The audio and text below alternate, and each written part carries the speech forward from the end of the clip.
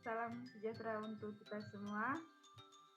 Di sini kami dari kelompok 4 akan mempresentasikan materi tentang RME, Realistic Mathematical Education.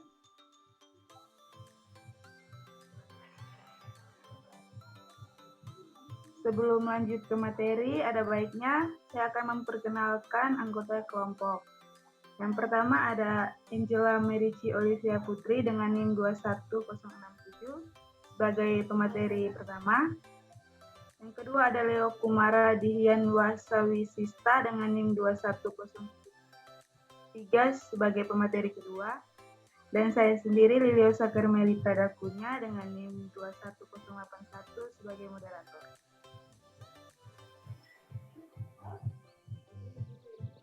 Jadi di sini kami akan membahas 9 topik. Yang pertama ada pengertian, sejarah, negara yang menggunakan RME, karakteristik, prinsip, kelebihan, kekurangan, teori yang relevan, dan penerapan dalam matematika.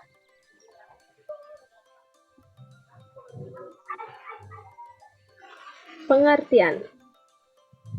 Pendidikan matematika realistis ataupun Realistic Mathematics Education atau yang biasa kita singkat dengan RME adalah sebuah pendekatan belajar matematika yang menempatkan permasalahan matematika dalam kehidupan sehari-hari sehingga mempermudah siswa menerima materi dan memberikan pengalaman langsung dengan pengalaman mereka sendiri.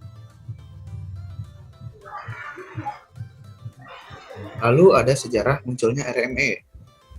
RME atau Realistic Mathematics Education pertama kali dicetuskan pada tahun 1971 lewat Prudential Institute yang merupakan bagian dari Faculty of Mathematics and Computer Science di Utrecht University. Pendiri dari institut tersebut adalah Profesor Hans Prudential, seorang ahli matematika dan ahli pendidikan berkebangsaan Jerman dan bermukim di Amsterdam, Belanda.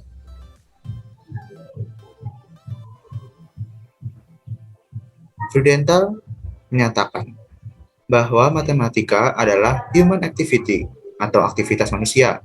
Dalam teorinya, Prudential mengemukakan bahwa siswa tidak boleh dipandang sebagai passive receivers of ready-made mathematics atau penerima pasif yang menerima matematika sebagai barang jadi. Menurut Prudential, pembelajaran matematika harus diarahkan agar siswa dapat menggunakan berbagai macam situasi dan kesempatan untuk menemukan kembali konsep-konsep matematika dengan cara mereka sendiri. Oleh karena itu, guru matematika berupaya mengangkat persoalan-persoalan terkait konsep matematika yang diajarkan.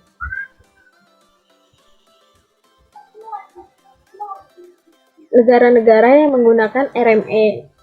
Di sini terdapat 11 negara, yaitu Inggris, Jerman, Spanyol, Denmark, Portugal, Brazil, Amerika Serikat, Afrika Selatan, Malaysia, Jepang, dan yang terakhir Indonesia. Oke, lalu ada karakteristik dari RME. Karakteristik dari RME ini ada 5. Yang pertama menggunakan masalah kontekstual. Yang kedua, kontribusi siswa. Yang ketiga, interaktif. Yang keempat, menggunakan berbagai model. Dan yang kelima, keterkaitan.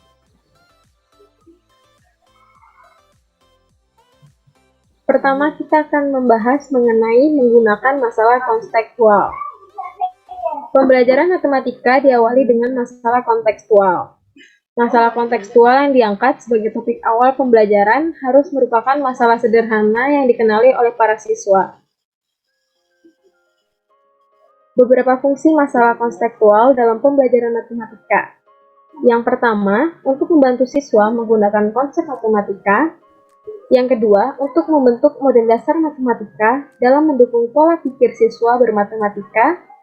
Yang ketiga, untuk memanfaatkan realitas sebagai sumber aplikasi matematika. Yang keempat, untuk melatih kemampuan siswa. khususnya dalam menerapkan matematika pada situasi nyata ataupun realita.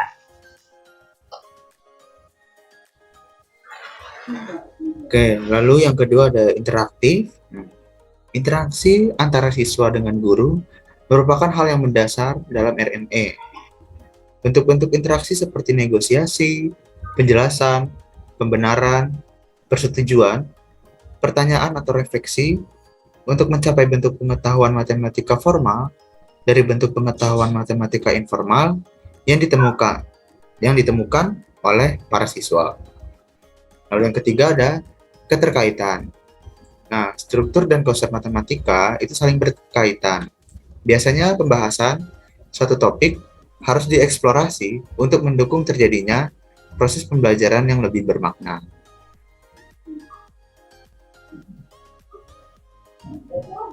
Selanjutnya terdapat kontribusi siswa. Siswa diberi kesempatan untuk mengembangkan berbagai strategi informal yang dapat mengarahkan pada pengkonstruksian berbagai prosedur untuk memecahkan suatu masalah. Dengan kata lain, kontribusi yang besar dalam proses pembelajaran diharapkan datang dari siswa, bukan dari guru. Dalam artian, pendapat siswa sangat dihargai. Lalu terdapat menggunakan berbagai model.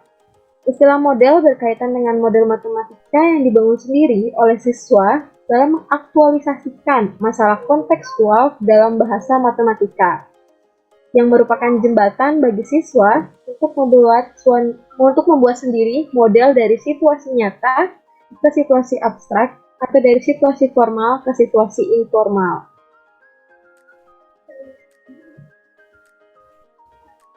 Lalu ada prinsip RME. Di sini ada prinsip RME menurut Freudenthal. Prinsip yang pertama itu penemuan kembali terbimbing dan pematematikaan progresif.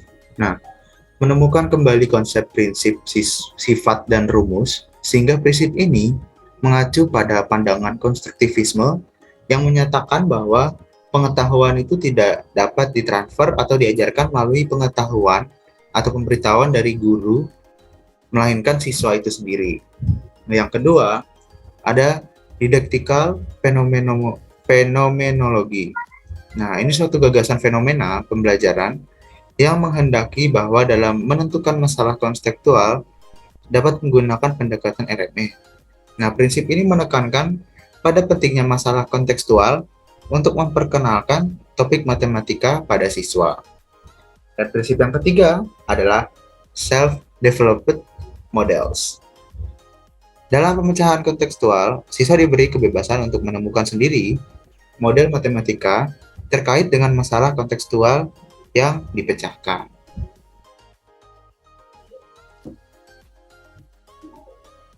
Selanjutnya terdapat prinsip RME menurut Grave-Niger.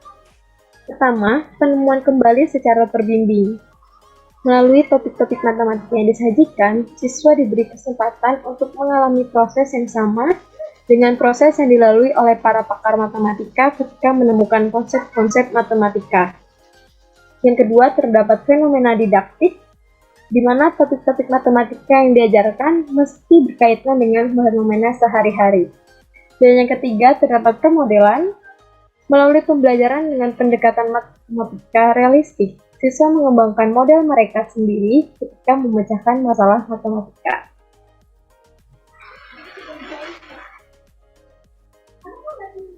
Lalu ada prinsip menurut Hermann Suherman. Yang pertama, didominasi oleh masalah-masalah dalam konteks melayani dua hal, yaitu sebagai sumber dan sebagai terapan konsep matematika. Yang kedua, perhatian diberikan pada pengembangan model-model, situasi, skema, dan simbol-simbol. Yang ketiga, sumbangan dari para siswa, sehingga siswa dapat membuat pembelajaran menjadi konstruktif dan produktif. Artinya, siswa memproduksi sendiri dan mengonstruksi sendiri seperti algoritma atau aturan, sehingga dapat membimbing para siswa. Yang keempat, ada interaktif sebagai karakteristik dari proses pembelajaran matematika. Dan yang kelima, interweaving atau membuat jalinan antar topik atau antar pokok bahasa.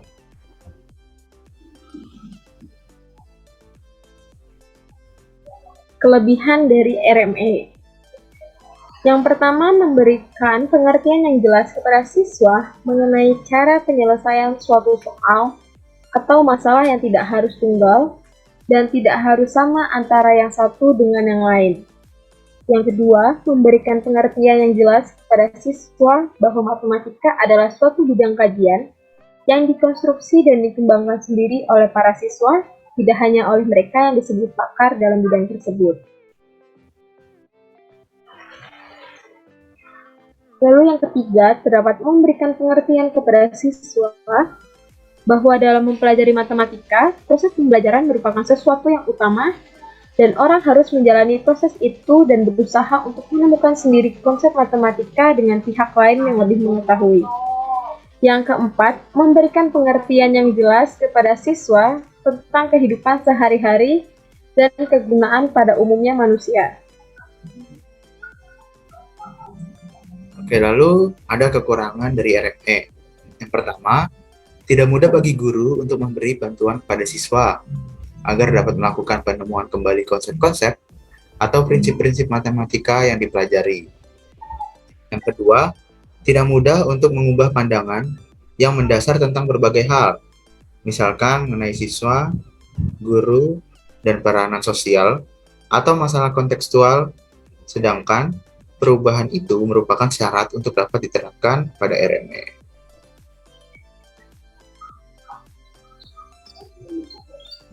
Nah, yang ketiga, itu pencarian soal-soal kontekstual yang memenuhi syarat yang dituntut dalam pembelajaran matematika realistik itu tidak selalu mudah untuk setiap pokok bahasan matematika yang dipelajari siswa. Terlebih-lebih karena soal-soal tersebut harus bisa diselesaikan dengan berbagai macam cara. Dan yang keempat, tidak mudah bagi guru untuk mendorong siswa agar bisa menemukan berbagai macam cara dalam menyelesaikan soal atau memecahkan sebuah masalah. Beberapa teori yang relevan dengan RME. Yang pertama terdapat teori Piaget, kedua teori Brunner, ketiga teori Vygotsky, dan yang terakhir teori Ausubel. Oke, yang pertama ada teori Piaget. Nah, Piaget berpandangan bahwa anak-anak memiliki potensi untuk mengembangkan intelektualnya. Pengembangan intelektual mereka itu bertolak dari rasa ingin tahu dan memahami dunia di sekitar. Nah, menurut RME, memandang pengetahuan dalam matematika itu bukanlah sebagai suatu hal yang sudah jadi dan siap diberikan pada siswa, namun sebagai hasil konstruksi siswa yang sedang belajar.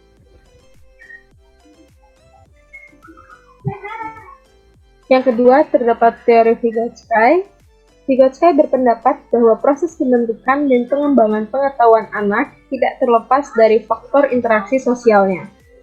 Melalui interaksi dengan teman dan lingkungannya, seorang anak terbantu perkembangan intelektualnya. Melainkan, dari RME, penemuan konsep dan pemecahan masalah sebagai hasil sumbangan gagasan dari para siswa, kontribusi gagasan tersebut dapat diwujudkan melalui proses pembelajaran yang di dalamnya terdapat interaksi. Lalu ada teori Ausubel. Belajar terdiri atas dua jenis, yaitu belajar menghafal dan belajar bermakna. Nah, belajar menghafal ini mengacu pada penghafalan fakta-fakta atau hubungan-hubungan. Sedangkan RME itu apa yang terjadi di sekitar siswa maupun pengetahuan yang dimiliki siswa itu merupakan bahan yang berharga untuk dijadikan sebagai permasalahan kontekstual yang menjadi titik tolak aktivitas berpikir para siswa.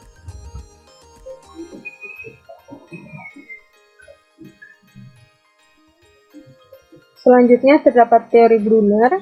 Brunner berpendapat bahwa belajar matematika adalah belajar tentang konsep-konsep dan struktur-struktur serta mencari hubungan antara konsep-konsep dan struktur-struktur tersebut.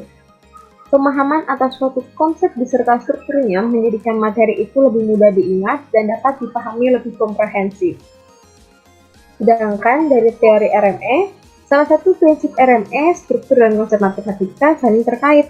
Oleh karena itu, keterkaitan antara topik unit pembelajaran harus dieksploitasi untuk mendukung proses belajar yang lebih bermakna. Oke, selanjutnya ada penerapan RME dalam matematika. Pertama, ada memahami masalah kontekstual.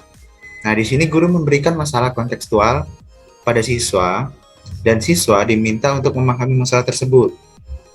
Nah, selanjutnya, guru akan menjelaskan soal tersebut dengan memberikan petunjuk seperlunya kepada siswa terhadap bagian tertentu yang perlu dipahami oleh siswa. Nah, lalu yang kedua ada menyelesaikan masalah kontekstual. Nah, di sini siswa secara individu menyelesaikan masalah kontekstual pada buku dengan cara mereka sendiri. Nah, guru memberikan motivasi dengan memberikan pertanyaan penuntun untuk mengarahkan siswa memperoleh penyelesaian.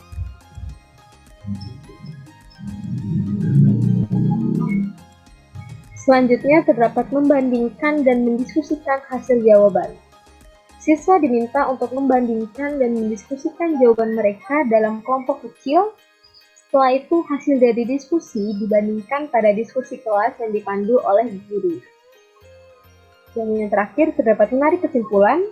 Berdasarkan hasil diskusi kelompok dan diskusi kelas, guru mengarahkan siswa untuk menarik kesimpulan tentang konsep, definisi, teorema, prinsip, ataupun prosedur matematika yang terkait dengan masalah kontekstual yang telah diselesaikan. Nah, kesimpulannya, RME adalah pendekatan belajar matematika yang menempatkan permasalahan matematika ke dalam kehidupan sehari-hari. Pendekatan belajar ini mulai dicetuskan pada tahun 1971 lewat Freudenthal Institute. RME memiliki beberapa karakteristik, yaitu menggunakan masalah kontekstual, interaktif, kontribusi siswa, keterikatan,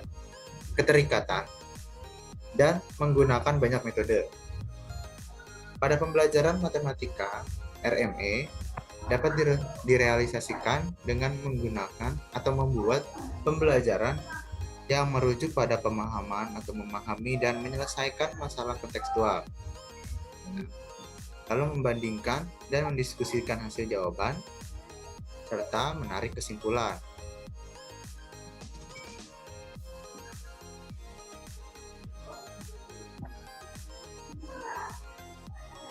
Sekian materi presentasi dari kelompok kami.